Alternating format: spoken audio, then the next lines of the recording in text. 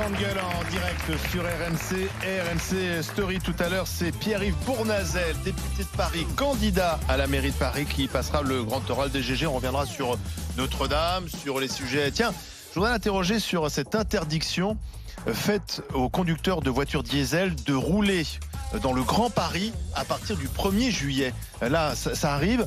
C'est une mesure totalement antisociale à mon sens, puisque visiblement, on va encore une fois plus taper sur les plus pauvres. Alors c'est vrai que le Grand Paris nous dit oui, mais on vous donne 3 000, 5 000 euros pour acheter un véhicule propre, mais c'est pas suffisant. Et puis tout le monde n'a pas les moyens de rajouter. Donc je l'interrogerai Bournazel sur ces mesures qui, sur le papier, semblent formidables et qui ont créé des gilets jaunes il y a quelques mois maintenant. Avant cela, le match des GG, vous envoyez le mot match par SMS au 7 32 16.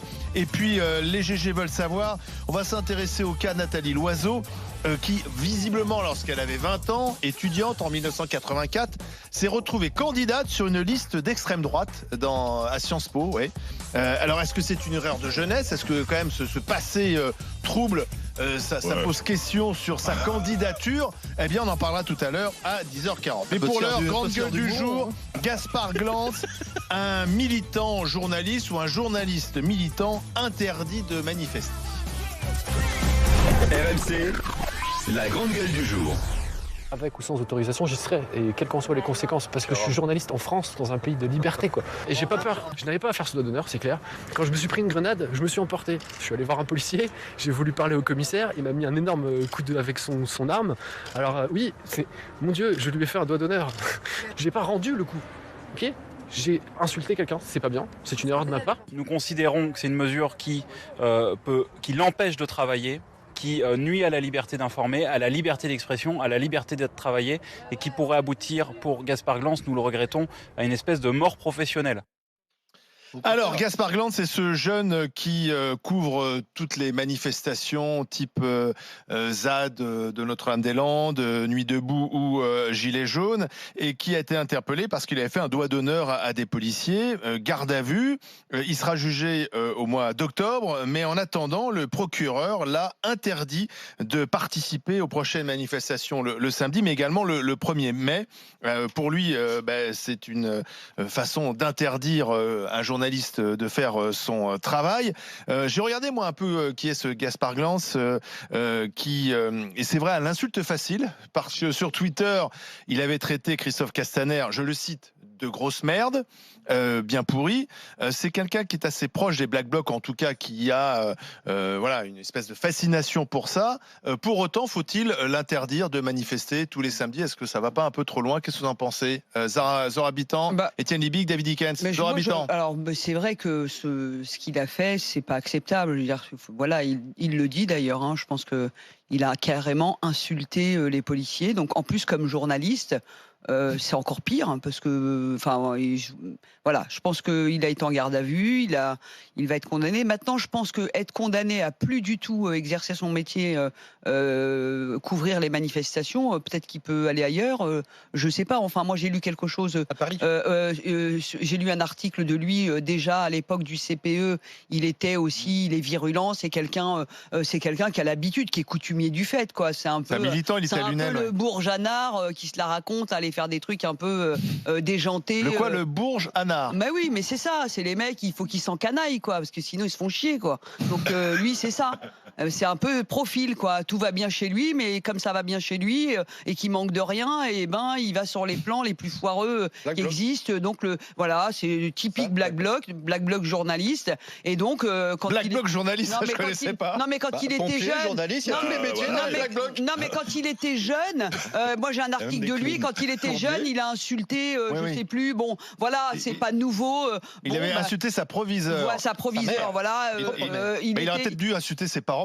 Il était déjà sur les manifs du CPE. Bon, voilà, on peut être journaliste, avoir des idées pour les opprimés, les minorités. On connaît le profil type de tous ces mecs. Mais là, c'est un activiste. Mais on n'est pas obligé d'aller insulter les forces de l'ordre. Alors, David Dickens, on en parlait à l'instant. L'outrage doit être, selon moi, réprimé de la manière la plus sévère. C'est ce que tu disais tout à l'heure. Voilà, donc là, il y a clairement outrage. Donc, la difficulté, c'est que on ne sait pas s'il est condamné en tant que citoyen ou s'il est condamné en tant que journaliste ayant exercé une faute ou être sorti de son devoir de journaliste. Alors, il n'a pas de C'est ça carte qui est de compliqué. presse. Il n'a pas de carte de presse. Donc, est-ce que, aux yeux de la loi, il est journaliste? C'est la vraie Tu question. vois, parce que s'il a été condamné en tant que citoyen qui Mais il n'a pas été condamné. En fait, le problème, Il a ce qui une pose problème, et son interdiction. avocat va nous le dire il a dans un une interdiction. instant, c'est que pour l'instant, il a interdiction, mais il n'a toujours pas été condamné puisqu'il sera jugé au mois d'octobre. Eh oui. D'accord.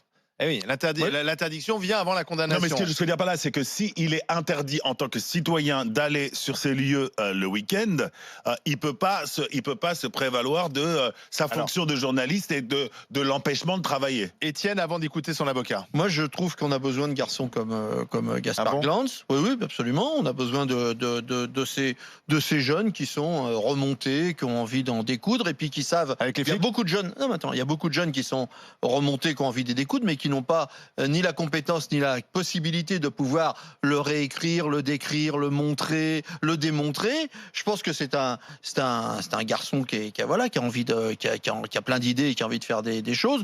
Très personnellement, un doigt d'honneur à la police, c'est pas bien, mais je trouve pas non plus que c'est aussi grave que de casser le Fouquet's, personnellement. Un coup de colère, tu te prends un coup, tu fais un doigt d'honneur. Bon, voilà. Maintenant, alors l'autre partie du truc, c'est que, à mon avis, c'est l'inverse de ce qu'a dit son avocat tout à l'heure. C'est pas une mort professionnelle, bien au contraire. Ah bah, ça devient une star. Jean-Luc Mélenchon le soutient. Ça devient une espèce aussi de star dans ce sens-là. C'est un martyr, en quelque sorte. Je trouve, là, à mon avis, c'est aussi immérité. C'est-à-dire, dans les deux cas, je trouve que dans un cas, il y a un abus. On fait de ce geste qu'il a fait. C'est comme s'il avait tué quelqu'un. C'est pas gravissime. Et de l'autre côté, on en fait un martyr. Lui n'a pas du tout. Au contraire, c'est son avenir. C'est son avenir qui se dessine de façon. Etienne, excuse-moi, chouette, tu dis Gaspard Glantz, j'aime bien ce genre de types qui sont là pour démontrer et décrire. Moi, à part avant-hier, je ne savais pas qui c'était. Donc je sais pas. Je sais pas ceux qui par le passé il a démontré et décrit, mais moi je ne le connais pas. Alors attends, justement, t'es pas dans les réseaux qui ont écrit Gaspard Glantz. Moi je connaissais Gaspard Glantz. Oui, un journaliste il n'est pas fait pour informer uniquement les réseaux. Parce que moi je connais les journalistes de Valeurs Actuelles. Non. J'ai jamais lu Valeurs Actuelles, je connais aucun journaliste. C'est toute la différence. Là, on voit bien, c'est un journal indépendant qui a créé un organisme qu'on connaît pas. Il est très proche des Gilets jaunes et de ces mouvances. Bon alors, je voudrais qu'on donne la parole, s'il vous plaît, et on va l'écouter, à Raphaël Kampf, qui est l'avocat de Gaspard Glantz. Bonjour. Oui, bonjour. Alors, expliquez-nous, parce que si j'ai bien compris, votre client sera jugé le 18 octobre au tribunal de Paris pour outrage sur personne dépositaire de l'autorité publique, mais en attendant, le procureur l'a interdit de manifester, enfin de couvrir des manifestations, c'est ça? Voilà, à Paris. Alors, le procureur avait demandé à ce qu'il soit interdit de se rendre à Paris pendant toute la durée jusqu'au 18 octobre. Le juge des libertés de la détention a décidé de l'interdire de se rendre à Paris tous les samedis et le 1er mai. Voilà, donc un de vos journalistes a dit que contestait le fait de ce que j'avais dit, à savoir que c'était une mort professionnelle.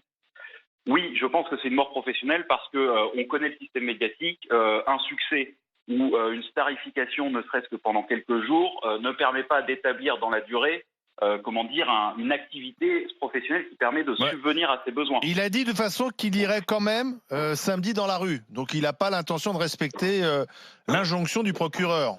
Voilà, j'en parlerai. Mais en quoi ça met en péril l'exercice de son métier de ne pas être physiquement sur une manifestation? Il y a des journalistes qui les couvrent sans y être. Mais il peut être ailleurs qu'à Paris. Oui, mais c'est pas le genre de Gaspard Glantz de couvrir des manifestations sans y être. Oui, ça paraît difficile quand même.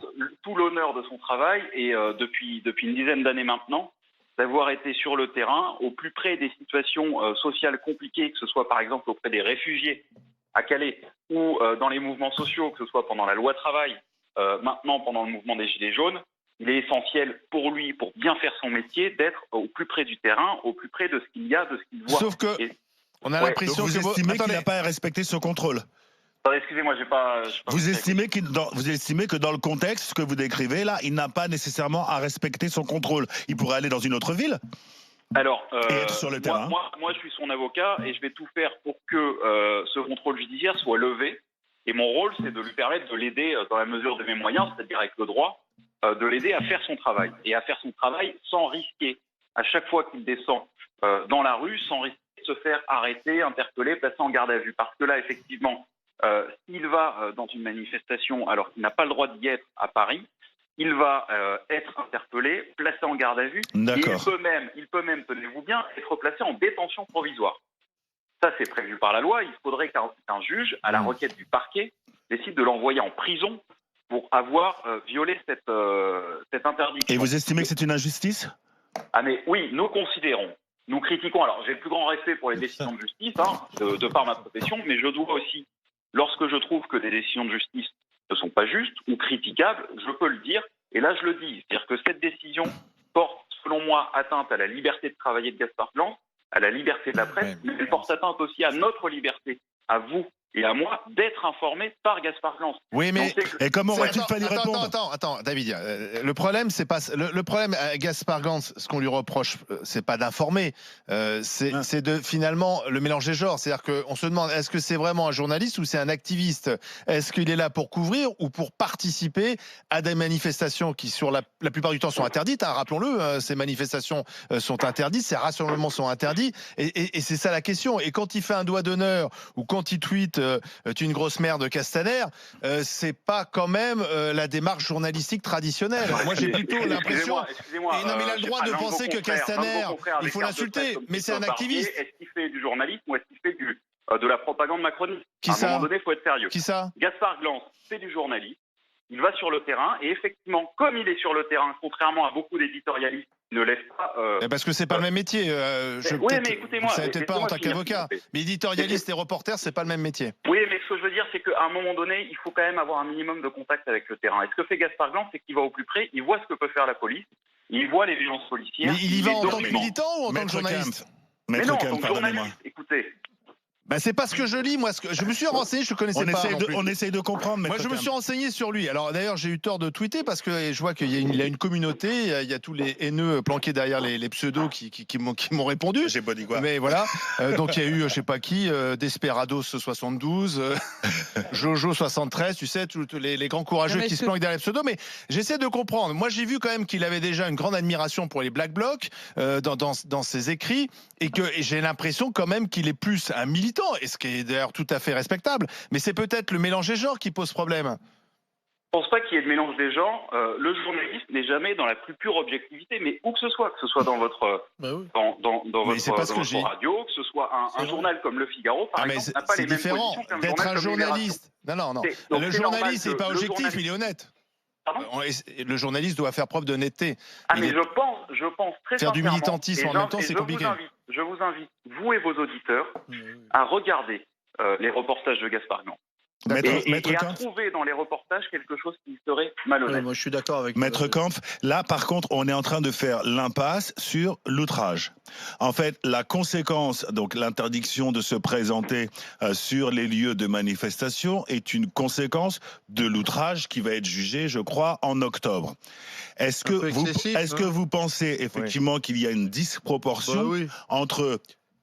Tu permets que je pose la question à Maître Kampf ou c'est toi l'avocat est-ce que vous pensez qu'il y a une disproportion entre cet outrage et la peine qu'on lui inflige ? Oui, effectivement. Ce qui fait l'honneur de la justice, c'est la mesure, et vous l'avez dit, le sentiment de proportionnalité entre des faits qui sont reprochés à un individu. On ne conteste pas que c'est un outrage, on en discutera à l'audience du 18 octobre. S'il doit être condamné pour cette infraction, il sera condamné à une peine, on ne sait pas laquelle, mais peut-être sera-t-il condamné. Mais en attendant, le contrôle judiciaire qui lui est imposé jusqu'au 18 octobre n'est pas une peine, ce n'est pas une sanction. C'est-à-dire que Gaspard Glantz reste présumé innocent, et ce contrôle judiciaire, d'ailleurs, je ne sais même pas pour quelle raison il a été pris. Est-ce qu'il lui a été imposé pour éviter qu'il n'outrage à nouveau des policiers dans le cadre des manifestations ? Je ne sais pas. Ça paraît complètement absurde. Je vous dis, je ne le sais pas parce que la décision n'est pas motivée. Merci. Maître Kampf, avocat de Gaspard Glantz. Alors, est-ce que c'est effectivement trop de l'interdire de couvrir des manifestations, ou est-ce que finalement, dans ce contexte quand même de haine anti-flic, il faut de l'exemplarité, notamment lorsqu'il s'agit d'un journaliste. On continue d'en discuter ensemble dans un instant sur RMC Story. RMC jusqu'à midi. Les grandes gueules.